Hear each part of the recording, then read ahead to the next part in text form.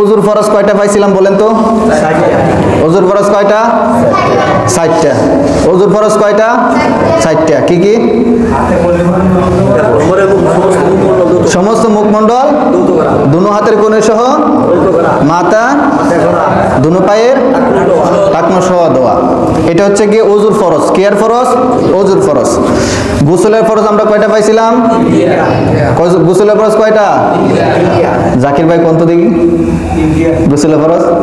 গোসলের ফরজ 3টা। গড়গড়ায় কুলি করা, নাকে নরম জায়গায় পানি পৌঁছে দেওয়া, সমস্ত শরীর ধৌত করা। যাই হোক উনি পরে আইছে এই জন্য ধরছি, মাত্র আইছে। আচ্ছা কি ওযুর ফরজ? গোসলের ফরজ 3টা। গোসলের ফরজ কয়টা? 3টা। গড়গড়ায়া কুলি করা, নাকে পানি দেওয়া অর্থাৎ নাকে নরম জায়গা পর্যন্ত, তারপরে সমস্ত শরীর ধৌত করা। এই গোসলের কয়টা ফরজ? 3টা। আচ্ছা গোসলের ফরজ পাইলাম। এখন যে গোসল ফরজ হয় এর কারণ আমি বলছিলাম 6টা বা 5টা কারণ বলছিলাম। গোসল যে ফরজ হয় এর কারণ কয়টা? 5টা। গোসল ফরজ হওয়ার কারণ হইতেছে 5টা। এর মধ্যে আমি বলছিলাম স্ত্রীর সঙ্গে মিলিত হওয়া, স্বপ্নদোষ হওয়া, 2 নম্বরে কি হওয়া? স্বপ্নদোষ হওয়া। 3 নম্বরে মাসিক বা ঋতুস্রাব হওয়া। 4 নম্বরে সন্তান প্রসবের পর প্রসবী রক্ত যখন বন্ধ হয়ে যাবে তখন গোসল করা মহিলার জন্য ফরজ। এরপরে 5 নম্বরে বলছিলাম মৃত ব্যক্তিকে গোসল করানো জীবিতের জন্য ফরজ। এরপরে 6 নম্বর আমরা ধরছিলাম যে কি একজন বিধর্মী যখন ইসলাম ধর্ম গ্রহণ করে তখন তার উপরে গোসল করা ফরজ, বা অনেকে এটাকে সুন্নত বলছে বা মুস্তাহাবও বলছে। তা আমরা অনেকেই যেহেতু বিশেষ মানে অধিকাংশ আলেম ওলামা যেহেতু বলছে এটা ফরজ, তা ফরজই ধরে নিলাম। এরপরে আমরা সুন্নত গোসলও বলছিলাম। সুন্নত গোসল আমরা বলছিলাম যে সুন্নত গোসল হইতেছে এই যে আমরা জুমার দিন আসছি, এই জুমার দিন গোসল করা সুন্নত। 2 ঈদের দিন গোসল করা সুন্নত। 2 ঈদের দিন গোসল করা সুন্নত। আরাফার অবস্থানকালে তখন গোসল করা কি সুন্নত। ইহরাম অবস্থায় গোসল করা সুন্নত। তো আমরা এটাই পাই গেলাম। এরপরে অনেক উলামায়ে কেরাম তুলে ধরছেন যে কি অজ্ঞান হয়ে যাওয়ার পর মানুষ যদি অজ্ঞান হয়ে যায় এরপরে গোসল করে নেওয়াটা সুন্নত। অজ্ঞান হয়ে যাওয়ার পর গোসল করে নেওয়াটা সুন্নত। আরেকটা আমরা এক্সট্রা পাইলাম। এরপর আমরা উজুর সুন্নত তরিকা সম্পর্কে জানলাম। উজুর সুন্নত তরিকা তো ধারাবাহিকতায় আমি তো একটা একটা করে কিন্তু বলে দিছি, এই জন্য আমার 3 সপ্তাহ প্রায় 4 সপ্তাহ লেগে গেছে, একটা একটা করে বলছি। তো ওযুর শুরুতে আমরা কি করব? নিয়ত করব। ওযুর শুরুতে কি করব? নিয়ত করব। এটা যেহেতু লম্বা আমি নিজে বলে দিই, সময় যেহেতু শেষ। ওযুর শুরুতে নিয়ত করব, এরপরে বিসমিল্লাহ পড়ব, দুনো হাতের কবজি সহ 3 বার দৌত করব। একবার দোয়া ফরজ, যে ফরজ অঙ্গগুলো আছে ফরজগুলো একবার দোয়া ফরজ, তবে 3 বার দোয়া সুন্নত।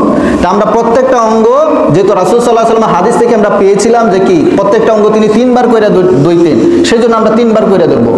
যে দুনো হাতের কবজি সহ 3 বার দোয়া সুন্নত। মিসওয়াক করা, হাত তো ধুইলাম, এরপরে মিসওয়াক করা সুন্নত। কুলি করা সুন্নত। কুলি করা সুন্নত। নাকে পানি দেওয়া, 3 বার নাকে পানি দেওয়া সুন্নত। সমস্ত মুখ কি করা? 3 বার দেওয়া সুন্নত। সমস্ত মুখ 3 বার দেওয়া সুন্নত। 3 বার দেওয়া সুন্নত, একবার দেওয়া ফরজ। মুখ দেওয়া ফরজ না? 3 বার দেওয়া সুন্নত, একবার দেওয়া ফরজ। তা আমরা সমস্ত মুখ 3 বার দইমু, এটা হচ্ছে উযুর সুন্নত তরিকা। সমস্ত মুখ 3 বার দেওয়া সুন্নত। মুখ ধরার সময় মুখের সাথে আমাদের দাড়ি আছে, এই দাড়ি কিলাল করা সুন্নত। দাড়ি কিলাল করা সুন্নত। মুখ ধরার সময় মুখের লগে দাড়ি আছে, দাড়ি কিলাল করা সুন্নত। তারপরে দুনো হাতের কবজি সহ 3 বার দেওয়া সুন্নত। এই কবজি যখন দইমু দুনো হাতের, তখন কবজির সঙ্গে আমাদের হাতের আঙ্গুল আছে, আঙ্গুলি আবার কি করে নিব? কিলাল করে নিব। দুনো হাতের কবজি সহ 3 বার দেওয়া সুন্নত। দুনো হাতের আঙ্গুলি কিলাল করা সুন্নত। সমস্ত মাথা একবার মাসে করা সুন্নত। হানাফি মাযহাবে হইতেছে 4 ভাগের 1 ভাগ মাসে করা সুন্নত, একবার মাসে করা সুন্নত। কান মাসে করা সুন্নত। কান কিভাবে মাসে করতে হবে দেখাই দিছি। গর্দান মাসে করা মুস্তাহাব। গর্দান মাসে করা মুস্তাহাব।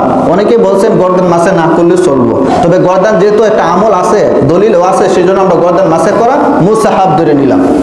এরপরে ডান পায়ে টাকনো সহ 3 বার দেওয়া সুন্নত। বাম পায়ে টাকনো সহ 3 বার দেওয়া সুন্নত। যেহেতু আমরা পা ধুইলাম, পায়ের সঙ্গে আমাদের পায়ের আঙ্গুলগুলো আছে, তো দুনো পায়ের আঙ্গুলি কিলাল করা সুন্নত। দুনো পায়ের আঙ্গুলি কিলাল করা সুন্নত। এরপরে ওযুর শেষে কালিমায়ে শাহাদাত পড়া মুস্তাহাব। ওযুর শেষে কালিমায়ে শাহাদাত পড়া মুস্তাহাব। যদি কোনো ব্যক্তি উত্তম রূপে ওযু করার পর পরিশেষে সে যদি কালিমায়ে শাহাদাত পড়ে, আল্লাহ রাসূল সাল্লাল্লাহু আলাইহি সাল্লাম বলতেছেন তার জন্য জান্নাতের 8টি দরজা খুলিয়া দেওয়া হয়, আর সে চায় যে কোনো দরজা দিয়ে, সেই 8টির যে কোনো একটি দরজা দিয়ে সে প্রবেশ করতে পারবে। সুবহানাল্লাহ, এত ফজিলত ওযুর শেষে কালিমায়ে শাহাদাত পড়ার ফজিলত বললাম, ওই সময় শেষ। এরপরে আমরা শেষ পাইলাম কি? শেষ পাইতেছি ওযু ভঙ্গের কারণ। এই যে ওযু যে শিখলাম, ওযু ভঙ্গ হয় কি জন্য? 7টা কারণ পাইছি। 7টা কারণের মধ্যে বলছিলাম পায়খানা বা প্রস্রাবের রাস্তা দিয়া কোনো কিছু বাইর হওয়া, মুখ বড়িয়া বমি হওয়া, শরীরের কোন স্থান কত স্থান হইতে রক্ত, পুঁজ, পানি বাহির হইয়া গড়াইয়া পড়া, তুতুর সঙ্গে রক্তের ভাগ সমান বা বেশি হওয়া, চিত বা খাত হইয়া হেলান দিয়া গুণ দেওয়া, পাগল মাতাল অচেতন হইলে, নমাজে উচ্চ সুরে হাসিলে। এই 7টা কারণ যদি আমার পাওয়া যায় তাহলে ওযু নষ্ট হয়ে যাবে। 7টা কারণ যদি পাওয়া যায় ওযু নষ্ট হয়ে যাবে। আল্লাহ পাক রব্বুল আলামিন আমাদেরকে জেনে শুনে আমল করার তৌফিক দান করুন। ওয়া আখির দাওয়ানা আলহামদুলিল্লাহি রাব্বিল আলামিন। এরপর